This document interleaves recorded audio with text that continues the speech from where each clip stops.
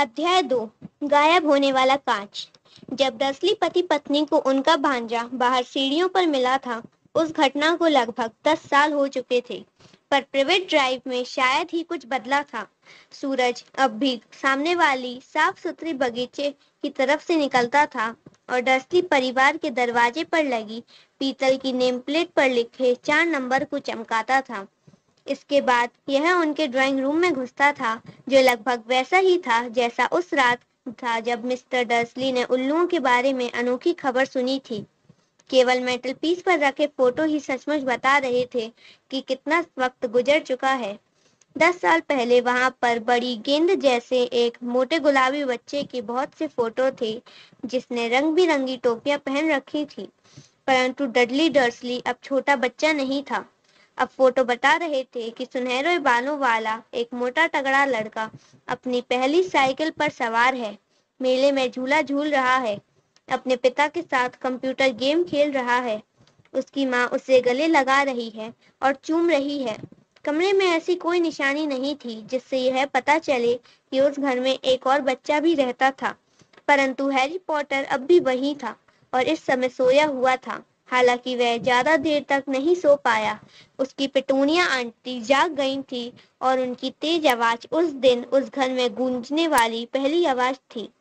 उठ, जल्दी उठ, सुना कि नहीं? हैरी चौंक कर जागा। उसकी आंटी ने एक बार फिर दरवाजा भड़बड़ाया। उठो, वे चीखी। हैरी को उनके कदमों की आवाज से समझ में आ गया कि वे किचन की तरफ जा रही थी और फिर उसे गैस पर फ्राइंग पैन रखने की आवाज सुनाई दी। हैरी करवट बदलकर पीठ के बल लेटा और उसने वह सपना याद करने की कोशिश की जो वह उठने से पहले देख रहा था। बड़ा प्यारा सपना था। उसमें मोटरसाइकिल उड़ रही थी। उसे यह अजीब सा एहसास हो रहा था जैसे वह यह सपना पहले भी देख चुका था। उसकी आंटी दोबारा उसके दरवाजे के बाहर धमक चुकी थी। अभी तक नहीं उठे? उन्होंने चिल्लाकर पूछा। उठ तो गया, हैरी ने जवाब दिया। तो फिर जल्दी बाहर आओ। मैं चाहती हूँ कि तुम नाश्ते पर नजर रखो और ध्यान रखना, जला मत देना। मैं डडली के बर्थडे पर हर चीज बढ़िया चाहती हूँ। हैरी के मुंह से आह निकल गई। क्या तुमने कहा कुछ? आंटी दरवाजे के बाहर से गुर्राई। कुछ नहीं, कुछ नहीं। डडली का बर्थडे, वह कैसे भूल गया था। हैरी धीरे से बिस्तर से बाहर निकला और अपने मोजे ढूंढने लगा जो उसे अपने बिस्तर के नीचे मिले। एक मोजे में मकड़ी थी जिसे निकालने के बाद उसने मोजे पहन लिए। हैरी को मकड़ियों के साथ रहने की आदत थी क्योंकि सीढ़ियों के नीचे की अलमारी में ढेर सारी मकड़ियां थीं और वह यहीं सोता था। जब उसने कपड़े पहन लिए तो वह हॉल से होता हुआ किचन में गया। डडली के बर्थडे के ढेर सारे तोहफे के नीचे टेबल लगभग पूरी तरह से छुप चुकी थी। ऐसा लग रहा था जैसे डडली को वह नया कंप्यूटर मिल गया था जो उसे चाहिए था। इसके साथ ही उसे एक और टेलीविजन मिल गया था तथा रेसिंग बाइक भी। डडली रेसिंग बाइक क्यों चाहता था, यह हैरी के लिए एक रहस्य था, क्योंकि डडली बहुत मोटा था और एक्सरसाइज से नफरत करता था, जब तक कि इसमें किसी को मुक्का मारना शामिल ना हो। डडली का प्रिय पंचिंग बैग हैरी था, हालांकि वह उसकी पकड़ में बहुत कम आ पाता था। हैरी दिखता नहीं था, परंतु था वह बहुत तेज। शायद यह अंधेरी अलमारी में रहने का परिणाम था कि हैरी अपनी उम्र के हिसाब से दुबला और छोटा रह गया था, पर वह सचमुच जितना था उससे भी ज्यादा दुबला और छोटा दिखता था, क्योंकि उसे हर समय डडली के पुराने कपड़े पहनने पड़ते थे और डडली उससे 4 गुना मोटा था। हैरी का चेहरा दुबला था, घुटने गांठदार थे, बाल काले और आंखें चमकदार हरी थीं। वह गोल चश्मा पहनता था जिस पर बहुत सा सेलो टेप लगा था, क्योंकि डडली उसकी नाक पर अक्सर मुक्के मारते रहता था। हैरी को अपनी शक्ल सूरत में सिर्फ एक ही चीज पसंद थी, उसके माथे पर बना बहुत पतला निशान जो ऐसा दिखता था जैसे वहां पर बिजली गिरी हो। जब से उसने होश संभाला था तभी से वह इस निशान को देख रहा था और उसे याद था कि होश संभालने के बाद उसने पिटूनिया आंटी से पहला सवाल यही पूछा था कि उसके माथे पर यह निशान कैसे बना। उस कार एक्सीडेंट में जिसमें तुम्हारे माता पिता मरे थे, उन्होंने कहा था। और हाँ, सवाल मत पूछो। यह डर्सली परिवार में शांतिपूर्ण जीवन का पहला नियम था। जब हैरी नाश्ते को पलट रहा था तो वर्नन अंकल किचन में आए।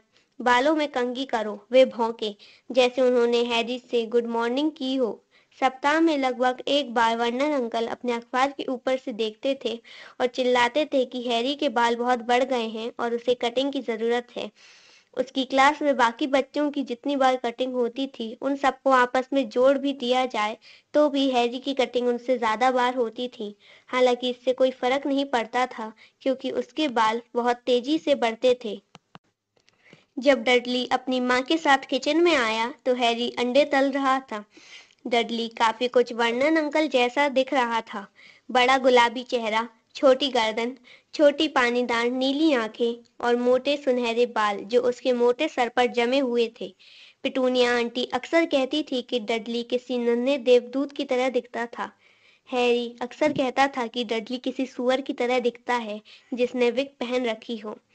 हैरी ने अंडे और नाश्ते की प्लेटें टेबल पर रख दी, जो आसान काम नहीं था क्योंकि वहां पर जगह बहुत कम थी। इस बीच डडली अपने तोहफे गिन रहा था। उसका चेहरा उतर गया। 36, उसने अपने मम्मी डैडी की तरफ देखते हुए कहा। यह तो पिछले साल से 2 कम है। राजा बेटे, तुमने मार्ज आंटी के तोहफे तो गिने ही नहीं। देखो, वह मम्मी डैडी के बड़े तोहफे के नीचे छुपा है। ठीक है, तो 37 हुए, डडली ने कहा और इसका चेहरा लाल हो गया। हैरी को लगा कि डडली का नाटक अब शुरू होने वाला है, इसलिए वह नाश्ते को अपने मुंह में जितनी तेजी से भर सकता था भरने लगा, क्योंकि डडली टेबल भी पलट सकता था। जाहिर था पिटूनिया आंटी को भी खतरा दिख गया था, क्योंकि वे जल्दी से बोली, और हम आज अब बाजार जाएंगे तो तुम्हारे लिए 2 और तोहफे ले आएंगे। अब कैसा रहेगा बेटू? 2 और तोहफे, अब तो ठीक है। डडली ने एक पल सोचा। यह मुश्किल काम था। अंत में वह धीमे से बोला, तो मेरे पास 37 और 2 39 मेरे लाडले, पिटूनिया आंटी बोली। ओह, डडली धम से बैठ गया और उसने अपने सबसे पास वाले पैकेट पर झपट्टा मारा। फिर ठीक है।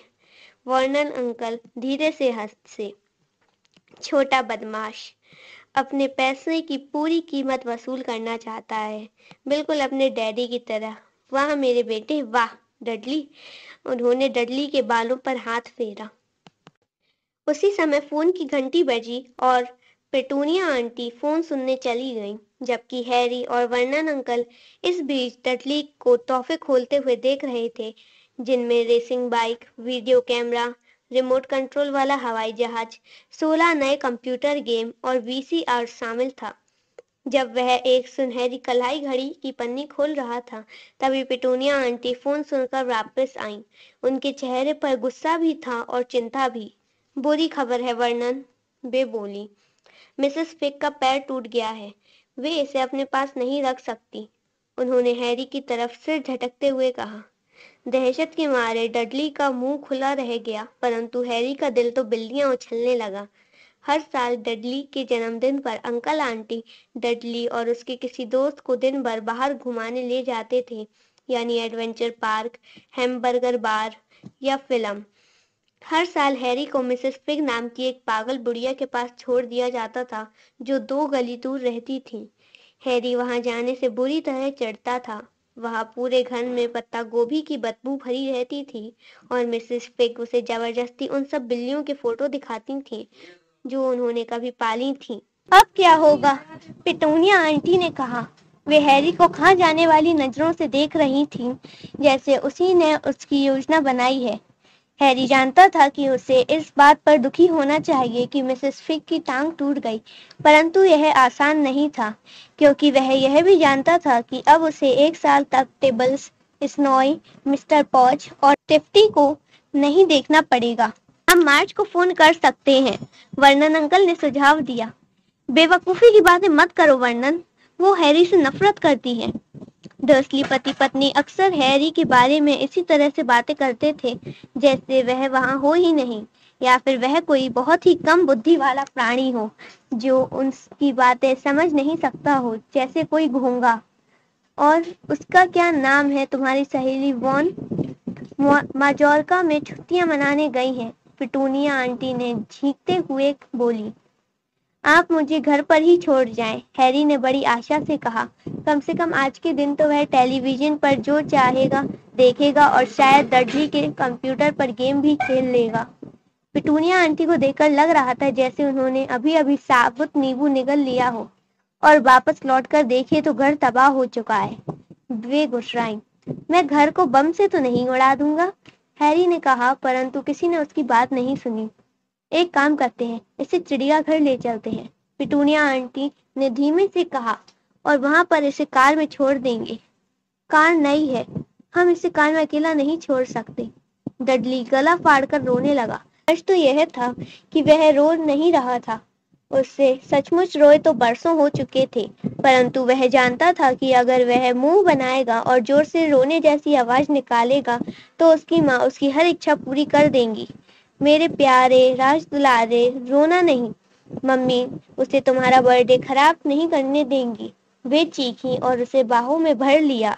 मैं नहीं चाहता कि वह साथ चले, डडली झूठ मूठ में जोरदार सुबकियों के बीच चीखा। वह हमेशा हर चीज गड़बड़ कर देता है, उसने अपनी माँ की बाहों के बीच से झांकते हुए हैरी को चिढ़ाया। तभी दरवाजे की घंटी बजी।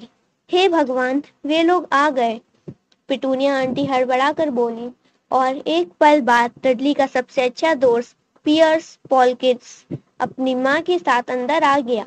पियर्स एक दुबला पतला लड़का था जिसका चेहरा चूहे जैसा था। जब डडली दूसरे बच्चों को मारता था तो आमतौर पर पियर्स ही उनके हाथ पीछे पकड़कर रखता था। डडली ने रोने का नाटक तत्काल बंद कर दिया। आधे घंटे बाद हैरी को अपनी किस्मत पर भरोसा नहीं हो रहा था। वह डस्टी की कार में पियर्स और डडली के साथ पीछे वाली सीट पर बैठा हुआ था और जिंदगी में पहली बार चिड़ियाघर जा रहा था। उसकी आंटी और अंकल को यह समझ में नहीं आया कि उसका क्या किया जाए, परंतु चलने से पहले वर्नन अंकल हैरी को एक तरफ ले गए। मैं तुम्हें चेतावनी दे रहा हूँ, अपने बड़े जामुनी चेहरे को हैरी के बिल्कुल पास लाकर उन्होंने कहा था। कान खोलकर सुन लो लड़के, कोई भी खुराफात की, कोई भी, तो मैं तुम्हें उस अलमारी में क्रिसमस तक बंद कर दूंगा। मैं कुछ नहीं करूंगा, हैरी ने कहा, कसम से। परंतु वर्नन अंकल ने उसकी बात पर विश्वास नहीं किया। कोई भी कभी नहीं करता था। समस्या यह थी कि हैरी के साथ अक्सर अजीब चीजें होती थीं और डर्सली परिवार को यह बताने से कोई फायदा नहीं होता था कि उसने यह चीजें नहीं की। एक बार पिटूनिया आंटी है देखते देखते तंग आ गई थी कि हैरी जब कटिंग कराकर लौटता था तो ऐसा लगता था कि जैसे नाई ने उसके बालों को छुआ ही ना हो। गुस्से में उन्होंने किचन से कैंची उठाई और हैरी के बाल इतने छोटे काट दिए कि वह लगभग गंजा हो गया था। उन्होंने सिर्फ सामने की लट छोड़ दी ताकि उसका भयानक निशान छुप जाए। डडली तो हैरी को देखकर हंसते हंसते लोटपोट हो गया। उस रात हैरी को यह सोच सोचकर नींद नहीं आई कि अगले दिन स्कूल में उसका क्या हाल होगा। वहां पर वैसे भी बच्चे उसके ढीले ढाले कपड़े और सेलोटेप लगे चश्मे को देखकर उसकी हंसी उड़ाते थे। बहरहाल अगली सुबह जब वह उठा तो उसने देखा कि उसके बाल उतने ही बड़े हो गए हैं जितने पिटूनिया आंटी के काटने से पहले थे। इस बात के लिए उसे 1 सप्ताह तक अलमारी में बंद रहने की सजा दी गई। हालांकि उसने यह समझाने की लाख कोशिश की कि उससे क्या मालूम उसके बाल इतनी जल्दी कैसे बढ़ गए। एक बार पिटूनिया आंटी उसे डडली का पुराना और बुरा सा दिखने वाला स्वेटर पहनाने की कोशिश कर रही थी, जो भूरा था और उस पर नारंगी फुदने थे।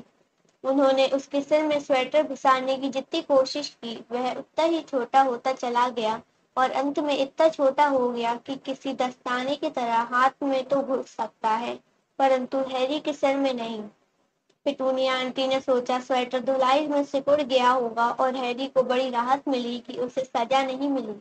परंतु एक बार वह बहुत परेशानी में पड़ गया था जब वह स्कूल के किचन की छत पर पहुंच गया था। डडली का गैंग हर दिन की तरह उस दिन भी उसका पीछा कर रहा था और बाकी लोगों के साथ साथ खुद हैरी भी यह देखकर हैरान रह गया कि वह चिमनी पर बैठा हुआ था। हैरी की प्रिंसिपल ने बहुत गुस्से में डर्सली परिवार को पत्र में लिखा कि हैरी स्कूल की इमारतों पर चढ़ रहा है, पर उसने तो सिर्फ कोशिश की थी और उसने अपनी अलमारी में बंद दरवाजे के पीछे से वर्नन अंकल को चिल्लाकर यह बात बताई थी। कि वह किचन के बाहर रखे बड़े कूड़ेदानों के पीछे छलांग लगा दे। हैरी सोच रहा था कि शायद तेज हवा के झोंके ने उसकी छलांग के बीच में से उसे ऊपर उठा दिया होगा, परंतु आज कोई भी गड़बड़ नहीं होगी। डडली और पियर्स के साथ दिन गुजारना भी बहुत बड़ी बात थी। जब वह जगह स्कूल अपनी अलमारी या पत्ता गोभी की बदबू से भरा मिसेस पिक का ड्राइंग रूम ना हो। गाड़ी चलाते समय वर्नन अंकल पिटूनिया आंटी के सामने सबको कोस रहे थे। कोसना उनका प्रिय शौक था। ऑफिस के लोग, हैरी, म्यूनिसिपैलिटी, हैरी, बैंक और हैरी उनके कुछ प्रिय विषय थे। आज सुबह यह विषय था मोटरसाइकिल। जब एक मोटरसाइकिल उनकी गाड़ी से आगे निकल गई तो वे बोले, जवान आवारा लोग पागलों की तरह अंधाधुंध गाड़ी भगाते हैं। मैंने सपने में एक मोटरसाइकिल देखी थी। हैरी को अचानक याद आया और उसने कहा, वह उड़ रही थी। वर्नन अंकल ने आगे वाली कार में लगभग टक्कर मार दी। वे अपनी सीट में पीछे मुड़े और हैरी की तरफ देखकर चिल्लाए, और इस समय उनका चेहरा मूंछ वाले किसी बड़े चुकंदर की तरह दिख रहा था। मोटरसाइकिलें उड़ नहीं सकती, डडली और पियर्स ही करते रहे। मैं जानता हूँ मोटरसाइकिलें उड़ नहीं सकती, हैरी ने कहा। यह तो बस एक सपना था। परंतु वह सोच रहा था, काश उसने ये नहीं कहा होता। अगर डर्सली परिवार सवाल पूछने से भी ज्यादा किसी बात से चिढ़ता था, तो ऐसा तब होता था जब हैरी बोलता था कि कोई चीज उस तरह से हो रही थी जिस तरह से उसे नहीं होना चाहिए, चाहे वह सपने में या कार्टून में ही क्यों ना हो। उन्हें लगता था कि इससे उसके दिमाग में खतरनाक विचार आ जाएंगे। आज बहुत सुहावना शनिवार होने की वजह से चिड़ियाघर में बहुत से परिवारों की भीड़ थी।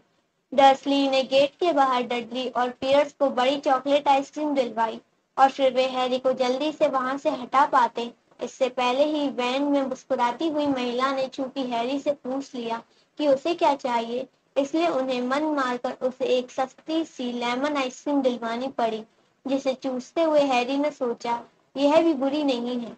तभी उसने देखा कि गोरिल्ला अपना सर भुजा रहा था और डडली से काफी मिलता जुलता दिख रहा था, सिवाय इसके कि गोरिल्ला के बाल सुनहरे नहीं थे। बहुत लंबे समय के बाद हैरी की सुबह इतनी अच्छी गुजरी।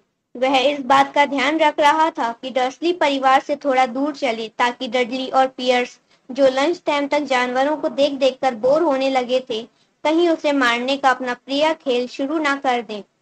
उन्होंने चिड़ियाघर के रेस्टोरेंट में लंच किया। इसके बाद डडली एक बार फिर हंगामा खड़ा करने लगा क्योंकि उसकी फ्रूट आइसक्रीम खत्म हो गई थी।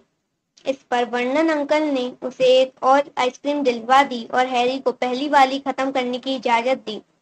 हैरी ने बाद में यह सोचा, उसे पता होना चाहिए था कि इतना अच्छा समय ज्यादा देर तक नहीं चल सकता था। लंच के बाद वे लोग चिड़ियाघर के नाग भवन में गए। यहाँ ठंडक और अंधेरा था और दीवारों पर लगी खिड़कियों पर रोशनी थी। कांच के पीछे कई तरह की छिपकलियां और सांप थे, जो लकड़ी और पत्थर के टुकड़ों पर फिसल और चढ़ रहे थे। डडली और पियर्स बड़े जहरीले कोबरा और आदमी को चकनाचूर करने वाले मोटे अजगर को देखना चाहते थे। डडली ने वहां के सबसे बड़े सांप को जल्दी ही ढूंढ लिया। यह वर्नन अंकल की कार के चारों तरफ अपने शरीर को 2 बार लपेट कर कार को किसी कचरा पेटी में चकनाचूर कर सकता था, परंतु इस वक्त वह ऐसा करने के मूड में नहीं था। सच तो यह था कि वह गहरी नींद में सो रहा था। डडली कांच पर अपनी नाक गड़ाकर खड़ा रहा, सांप की चमकदार भूरी कुंडलियों को देखता रहा। इसे उठाओ, उसने अपने पिता से झल्लाते हुए कहा। वर्नन अंकल ने कांच पर ठक ठक की, परंतु सांप हिला तक नहीं। एक बार और करो, डडली ने ऑर्डर जमाया। वर्नन अंकल ने अपनी उंगलियों के पिछले हिस्से से कांच को बढ़िया तरीके से ठोका, परंतु सांप फिर भी सोता रहा। कितना बोरिंग है, डडली ने आह भरते हुए और पैर पटकते हुए दूर चला गया। हैरी कांच के सामने आया और उसने सांप की तरफ उत्सुकता से देखा। कोई ताज्जुब नहीं कि बेचारा सांप बोरियत के मारे ही मर जाए। साथ में कोई नहीं सिवाय उन मूर्ख लोगों के जो दिन भर उसे तंग करने की कोशिश करते रहते थे और कांच पर अपनी उंगलियां ठोकते रहते थे। यह तो अलमारी को बेडरूम बनाने से भी बुरा था, जहां एकलौती मेहमान पिटूनिया आंटी होती थी, जो उसे जगाने के लिए दरवाजा भड़बड़ाती थी। कम से कम उसे पूरे घर में घूमने को तो मिल जाता था। सांप ने अचानक अपनी छोटी चमकदार आंखें खोली। सांप ने धीरे, बहुत धीरे अपना सिर उठाया जब तक कि उसकी आंखें हैरी की आंखों की ऊंचाई तक नहीं आ गई। उसने आंख मारी। हैरी घूमने लगा।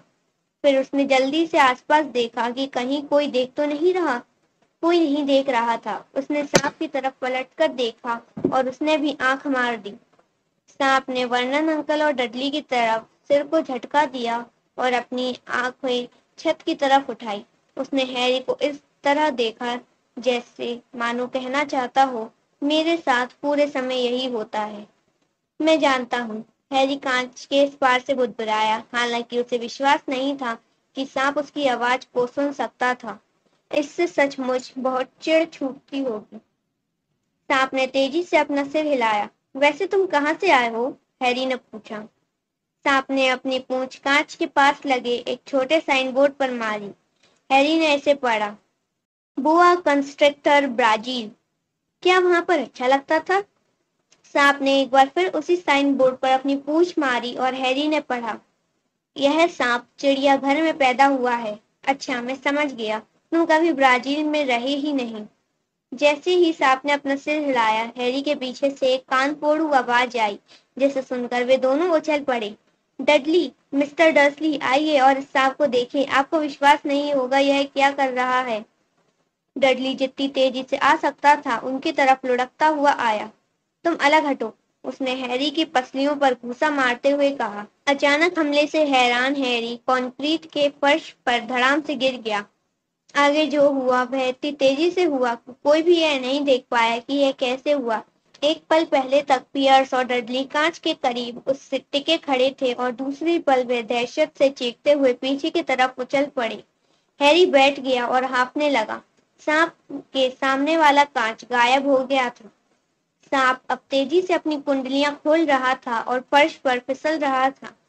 पूरे नाग भवन में लोग चीखने लगे और बाहर के दरवाजों की तरफ भागने लगे। जब सांप उसके पास से तेजी से सरसराता हुआ गया तो हैरी कसम खा सकता था कि उसने धीमे से फुफकारते हुए कहा था, ब्राजील में आ रहा हूँ, शुक्रिया दोस्त।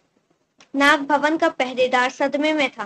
परंतु कांच, वह बार बार कह रहा था, कांच कहाँ गया?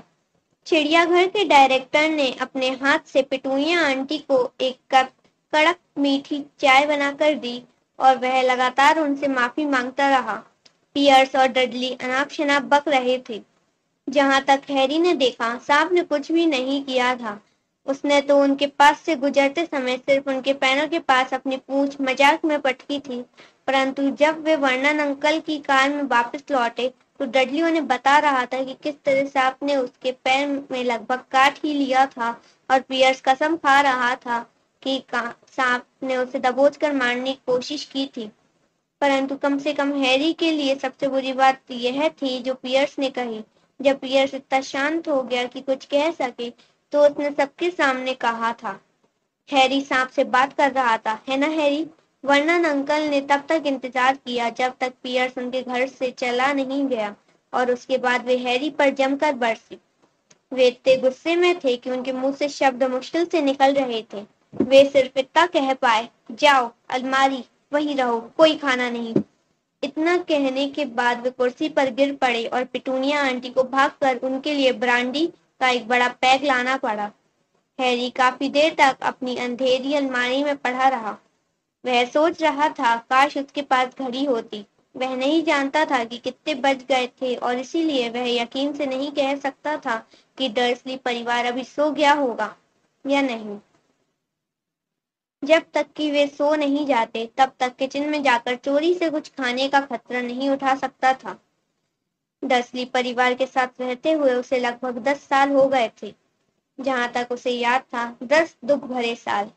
वह तब से यहीं पर था जब से वह छोटा सा बच्चा था और उसके माता पिता उस कार एक्सीडेंट में मर गए थे। उसे याद नहीं था कि उसके माता पिता की मौत के समय वह भी कार में था या नहीं। कई बार जब वह अलमारी में लंबे घंटों के दौरान अपनी याददाश्त पर जोर डालता था तो उसे एक अजीब सा दृश्य दिखता था। चकाचौंध करने वाली हरी रोशनी और माथे में बहुत तेज दर्द। उसने मान लिया था कि यही एक्सीडेंट होगा हालांकि उसे यह समझ में नहीं आ रहा था कि इतनी सारी हरी रोशनी कहाँ से आ गई। उसे अपने माँ बाप की शक्ल तक याद नहीं थी। उसके अंकल आंटी उनके बारे में कभी बात नहीं करते थे और सवाल पूछने के बारे में तो उसे पहले ही मना कर दिया गया था। घर में उनकी एक भी फोटो नहीं थी। जब हैरी छोटा था तो अक्सर सपने देखता था कि कोई अनजान रिश्तेदार उसे यहाँ से दूर ले जाने के लिए आया है, परंतु ऐसा कभी नहीं हुआ। डर्सली परिवार के सिवाय उसका और कोई नहीं है, परंतु कई बार उसे ऐसा लगता था, या शायद यह उसके मन का वहम हो, जैसे सड़क पर जा रहे अजनबी लोग उसे पहचानते थे। वे बड़े अजीब किस्म के अजनबी थे। एक बार जब वह पिटूनिया आंटी और डडली के साथ शॉपिंग करने गया, तो बैंगनी हैट पहने एक नाटे आदमी ने उसकी तरफ देखकर सिर झुकाया था। पिटूनिया आंटी ने गुस्सा होकर हैरी से पूछा क्या वह उस आदमी को जानता था, और इसके बाद वे बिना कुछ खरीदे उन्हें दुकान से तत्काल बाहर ले आई। सिर से पैर तक हरे कपड़े पहने एक पागल सी दिखने वाली बुढ़िया ने एक बार बस में उसकी तरफ देखकर खुशी खुशी अपना हाथ हिलाया था। बहुत लंबा जामुनी कोट पहने एक गंजे आदमी ने तो एक दिन सड़क पर से हाथ मिलाया था और फिर बिना कुछ कहे चला गया था।